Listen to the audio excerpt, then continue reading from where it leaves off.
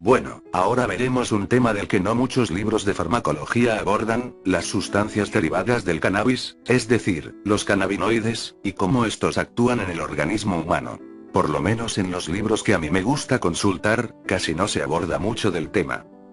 Los cannabinoides son compuestos liposolubles que pertenecen químicamente al grupo de los terpenofenoles, y el nombre se debe a que el cannabis, es decir, la marihuana, produce estos compuestos a modo de metabolitos.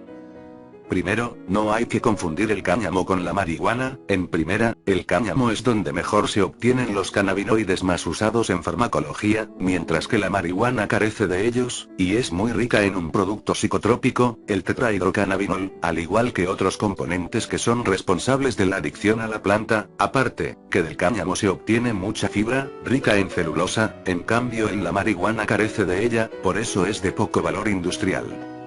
Solo lo digo para que no se me confundan. Ahora, el cáñamo, cuyo nombre fue acuñado para agrupar a todas las plantas del género cannabis, incluyendo la marihuana, se ha utilizado desde más de 4000 años. Se dice que las fibras de las velas de las 3 carabelas de Cristóbal Colón fueron hechas de cáñamo, al igual que el papiro donde se firmó el Acta de Independencia de Estados Unidos. Hacia mediados del siglo XX, se utilizaron alcoholes, éteres, para extraer los primeros cannabinoides, que fueron 3, el tetrahidrocannabinol, el cannabidiol, y el cannabinol, aislados de la planta por Rafael Mercholan y Yadel Gaondi. Por muchos años se pensó que el cannabidiol era el precursor del tetrahidrocannabinol, pero hoy en día se sabe que ambos se producen de manera independiente dentro de la planta, y aparte, tenían un carácter antagónico cuando los probaron en roedores. Con esto quiero decir, que en ese entonces se descubrió que el tetrahidrocannabinol era psicoactivo, el cannabidiol en cambio, no lo era.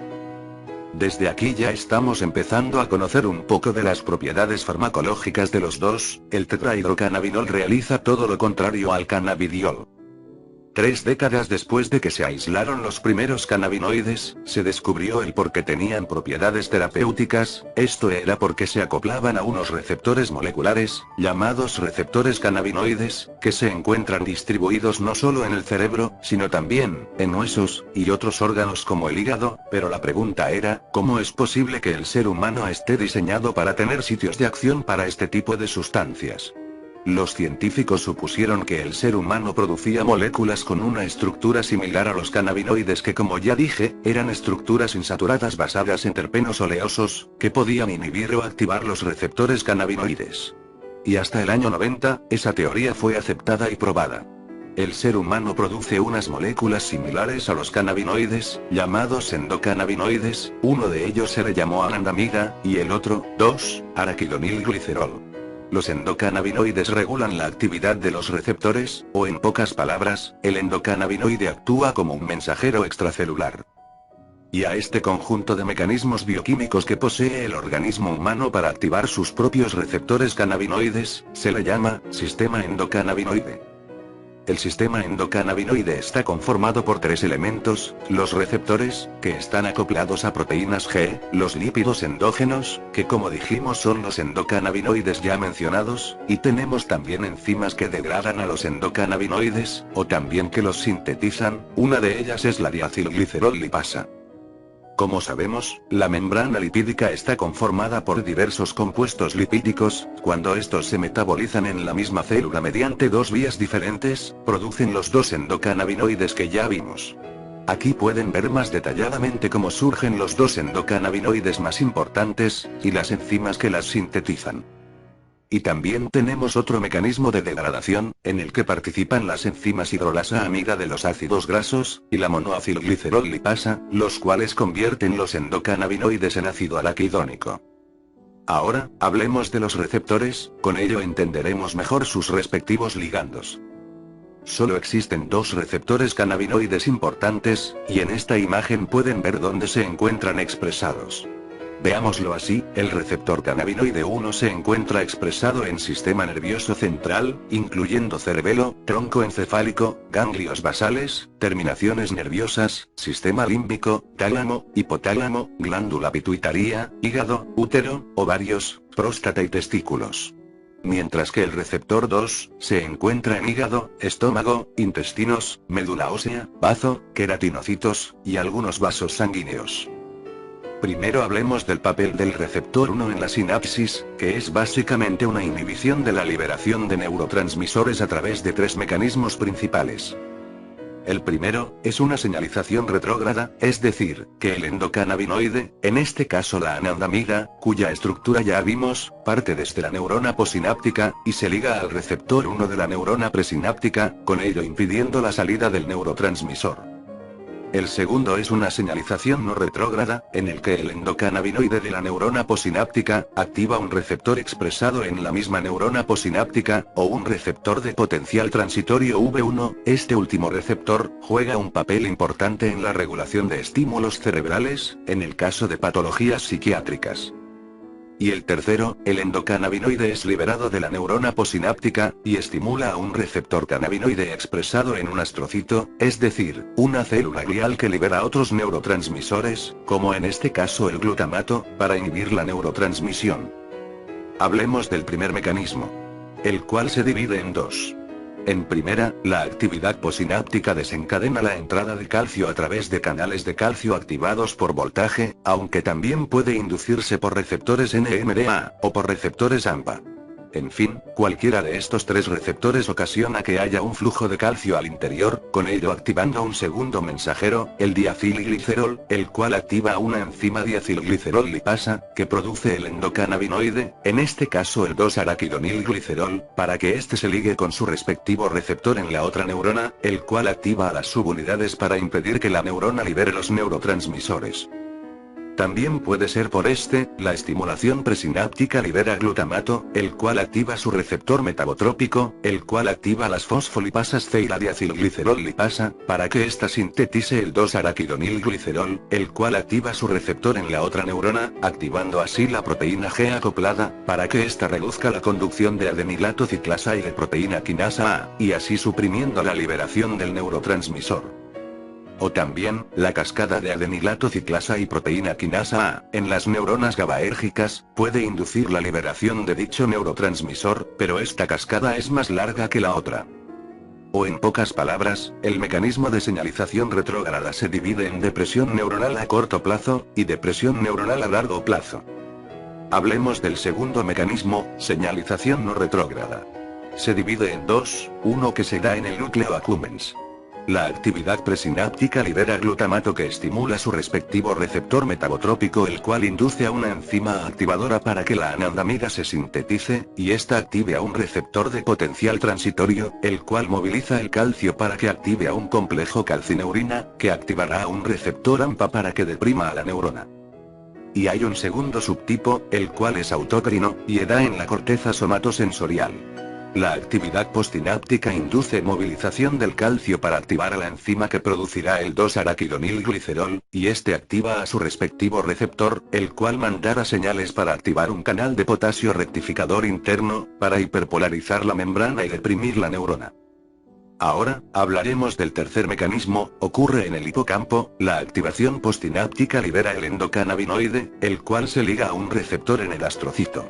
En esta célula, se produce un mecanismo ligado a fosfolipasa C, el cual moviliza el calcio del astrocito, en consecuencia, se libera glutamato, el cual activa su receptor en la neurona presináptica, para inhibir la liberación del neurotransmisor, en este caso glutamato.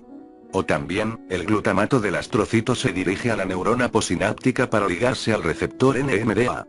Y hay otro subtipo de mecanismo muy idéntico a este, solo que la señal para sintetizar el endocannabinoide, es mediante un canal de calcio activado por voltaje. En el intestino, también se encuentran algunos receptores cannabinoides, uno de mucha relevancia, los cuales juegan un papel importante en la movilidad y tránsito intestinal, en la supresión de la émesis, y la inflamación intestinal.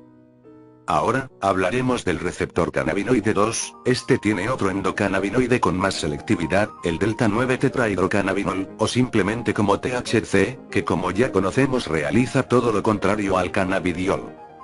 Como dije, uno de los sitios donde se expresa el receptor 2, es en el hígado. Su mecanismo es, que mediante la activación del receptor como sabemos está acoplado a una proteína GI, el cual disminuye el AMP cíclico, con ello disminuyendo la activación de las proteínas cinasas A, y así induciendo la expresión de genes en el hígado por medio de dos vías, una es la de inhibición de la salida de potasio, y otra es la activación de proteínas quinasas B. Y el resultado de esto, es un aumento en la tasa de actividad hepática, es decir, reducción en la lipogénesis, gluconeogénesis, y glucogenólisis, es decir, un efecto parecido al de la metformina o las tiazolidinedionas. Y mediante este mecanismo, pero llevado a cabo por receptores en las terminales nerviosas periféricas, también se logran disminuir efectos en patologías a nivel del sistema nervioso periférico. También, ambos receptores juegan papeles importantes en la fertilidad. En primera, el receptor cannabinoide 1 juega un papel en la activación de células de Leydig, las cuales producen testosterona en el hombre. También la activación de estos receptores inducen la espermatogénesis, y reducen la apoptosis en las células de Sertrioli, las cuales también producen testosterona. Y en las mujeres, intervienen en el desarrollo del embrión, mediante mecanismos extrínsecos. Ahora, hablaremos de otros receptores que también conforman el sistema cannabinoide, mejor conocidos como receptores cannabinoides huérfanos. Este nombre es debido a que los han dejado abandonados, entre comillas, XD. Uno de ellos es el receptor acoplado a proteínas G18. Expresado en neutrófilos, y otras células inmunes. Al activar a este receptor, se produce una cascada que interrumpe la actividad de la adenilinato ciclasa y el AMP cíclico, con ello sintetizan óxido nítrico, el cual tiene propiedades vasorelajantes, con ello disminuyendo la presión arterial. Otro es el receptor acoplado a proteínas G55, expresado en amígdalas. Su ligando principal es el lisofosfatidilinositol, el cual, al unirse a su ligando activa una cascada de proteínas basadas en GTP-asas, que inducirán a una cascada intracelular cuyo resultado es en la expresión de proteínas. Y el último, el receptor 119, expresado en intestinos. Su ligando principal es la oleoetanolamina, el cual al ligarse con el receptor, activa una cascada mediada por AMP cíclico, el cual activa la síntesis de los péptidos similares al glucagón, los cuales, como ya vimos en el vídeo de la diabetes, estimulan la liberación de insulina y disminuyen la de glucagón, lo cual, este blanco terapéutico resulta favorable para el tratamiento de la diabetes. Así que, en resumen, los endocannabinoides se sintetizan cuando realmente los necesitamos, a diferencia de los neurotransmisores que como sabemos se sintetizan y liberan en vesículas, pero los endocannabinoides no son así. El sistema endocannabinoide se compone de las enzimas que sintetizan o degradan los endocannabinoides. Por supuesto, los endocannabinoides, los más importantes son la anandamida, y el 2-araquidonilglicerol, y por último, los receptores donde van a actuar. El receptor cannabinoide más importante, es el receptor 1, acoplado a GI, el cual está expresado en casi todo el sistema nervioso central, y más aún donde hay neuronas GABAérgicas y glutamatérgicas. El mecanismo que activa el receptor 1, es que la movilización del calcio desencadena la síntesis de la enzima que producirá el endocannabinoide, y esta se liga al receptor cannabinoide 1, el cual, en la sinapsis neuronal, inhibe la liberación de neurotransmisores entre ellos el AMP cíclico, o desencadena neurotransmisores como el GABA, o el glutamato, los cuales sabemos inhiben la actividad del sistema nervioso central. Con esto se logran varios efectos a nivel cerebral. Al disminuir la movilización de calcio y otros iones intracelulares, se logra una depresión de las neuronas, con ello la actividad neuronal en las epilepsias se detiene. Al modular la actividad de los receptores de potencial transitorio del sistema límbico, se logra disminuir los efectos psicóticos, en especial en episodios esquizofrénicos, y algunos otros padecimientos psicológicos, entre ellos el trastorno obsesivo compulsivo, la bipolaridad, el autismo, así como los derivados de este.